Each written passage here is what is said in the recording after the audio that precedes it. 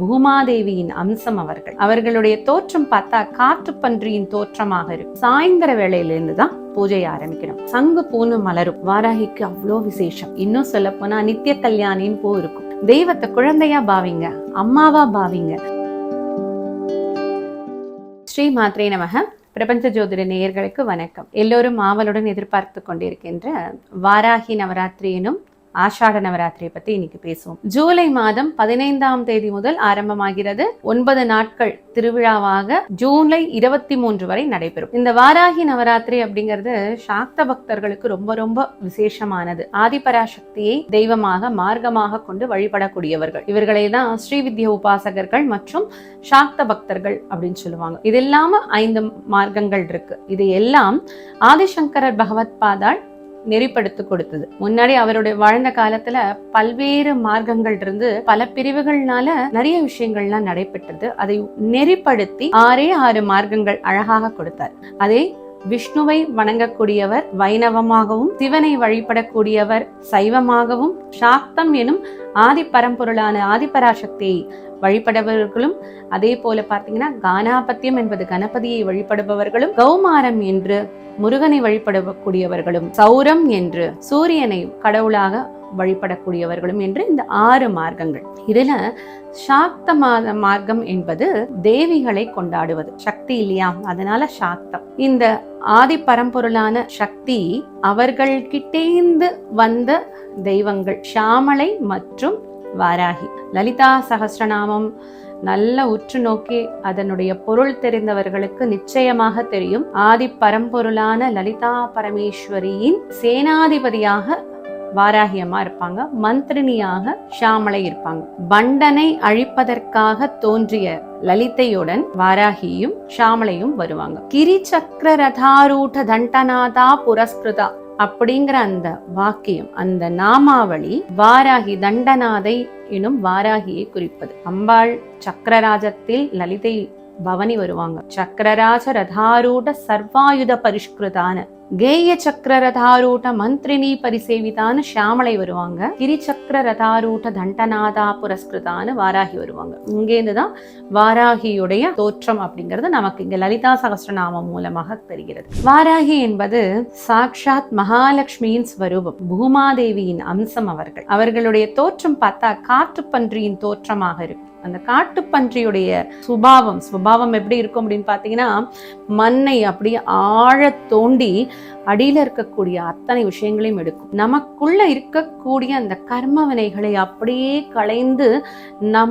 நம்மளுடைய உணர்வை நல்லபடியாக உயர்த்துவதற்காக இந்த வாராகி அம்மா தோன்றினார்கள். அம்பாள் கையில அழகான ஆயுதங்கள் இருக்கும். அதுல பார்த்தீங்கன்னா கலப்பையும் ஒரு கையில தண்டமும் இருக்கும்.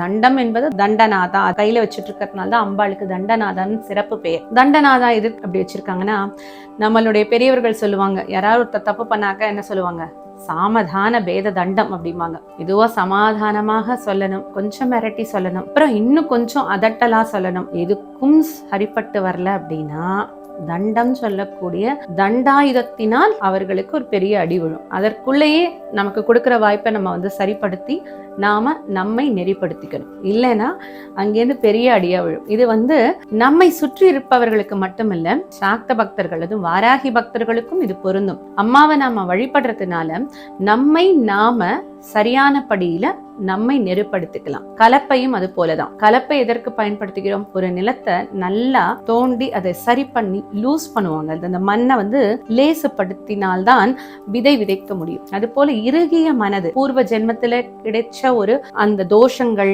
அந்த கர்ம வினைகளால் நம்மளுக்கு கிடைக்க வேண்டிய விஷயங்கள் கிடைக்கலன்னா அதை சரி பண்ணி நமக்கு புது விதை போடுவதற்கு அம்பாள் அனுகிரகம் பண்றார். அதனால இந்த கலப்பையும் இந்த தண்டமும் அம்பாளுடைய சிறப்பு ஆயுதங்கள்.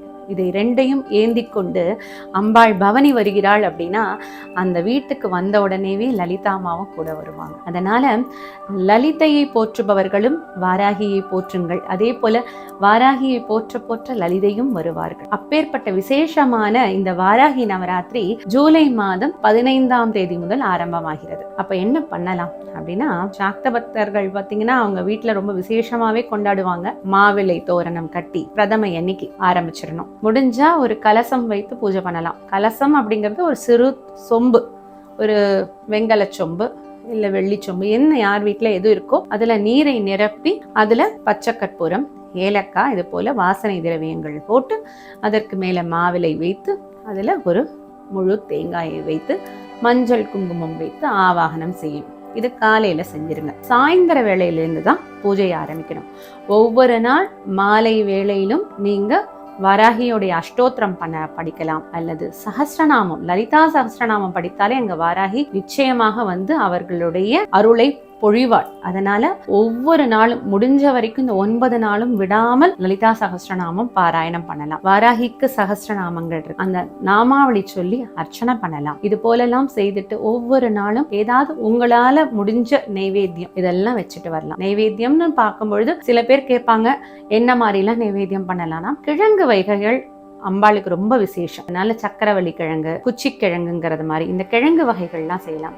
பீட்ரூட் இருக்கு இல்லைங்களா, பீட்ரூட்ல உங்களுக்கு தெரிந்த திதிப்பு ஹல்வா, இதெல்லாம் கிழங்குனால் ஆன எந்த ஒரு பதார்த்தமும் அம்பிகைக்கு ரொம்ப உகந்தது, வாராகிக்கு ரொம்ப உகந்தது. பூக்கள்னு பாத்தீங்கன்னா ரொம்ப விசேஷம் அப்படின்னா, நீங்க கேள்விப்பட்டிருப்பீங்க, நம்ம எல்லார் வீட்டுல நிறைய பேர் வீட்டுல அந்த சங்கு பூன்னு மலரும். அதுல முக்கியமா அந்த பர்பிள் கலர்ல இருக்கும் இல்லையா, கரு நீளத்துல கிட்டத்தட்ட கண்கள் போலவே இருக்கும்.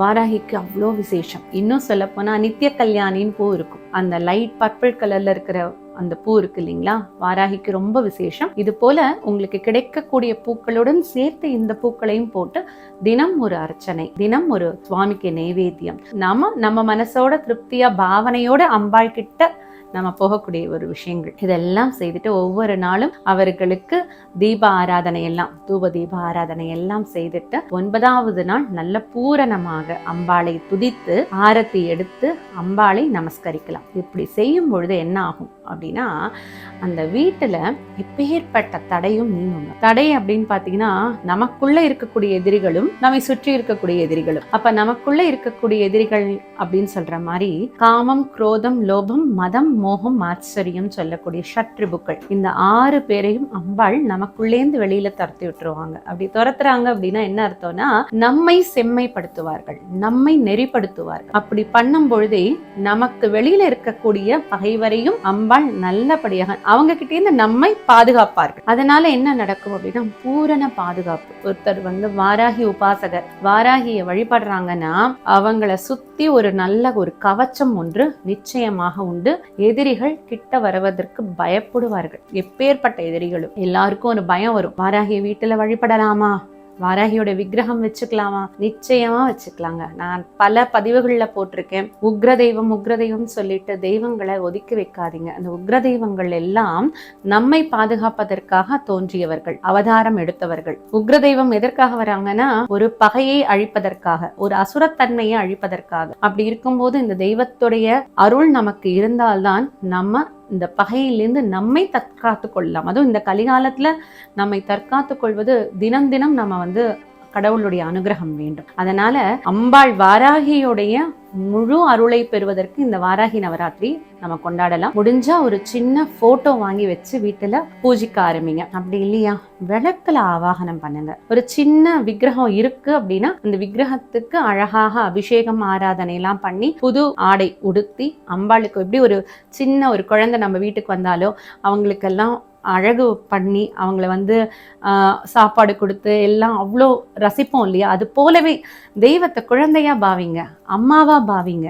இப்படிலாம் பண்ணும் பொழுது என்ன ஆகும்னா, நமக்கும் தெய்வத்துக்கும் உள்ள நெருக்கமானது ரொம்ப நெருங்கி விடுவோம், ரொம்ப தூரமா இல்லாம. இது போலலாம் செய்யலாம். அதனால வாராகிய வணங்கக்கூடிய அன்பர்கள் யாராவது ஏதாவது சொல்லிட்டாங்க அப்படிங்கிறதுனால நீங்க வணங்கக்கூடிய அந்த தன்மையை மாற்றி விடாதீர்கள். எப்பொழுதும் தொடர்ந்து நீங்க வழிபட்டுட்டு வாங்க.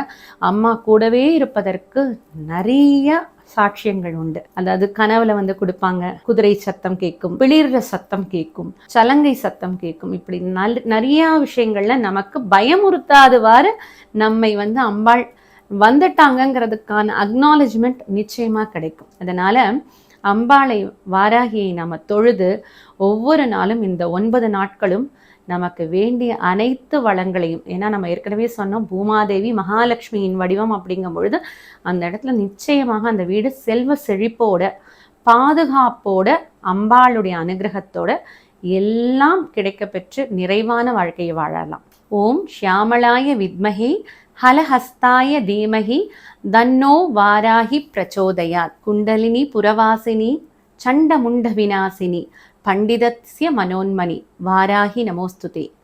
அஷ்டலக்ஷ்மி ஸ்வரூபிணி அஷ்டதாரித்ர நாசினி இஷ்டகாமப்பிரதாயினி வாராகி நமோஸ்துதே. அனைவருக்கும் வாராகியின் நல்லருள் கிடைக்கணும் அப்படிங்கிறத நான் வேண்டிக்கிறேன். நன்றி.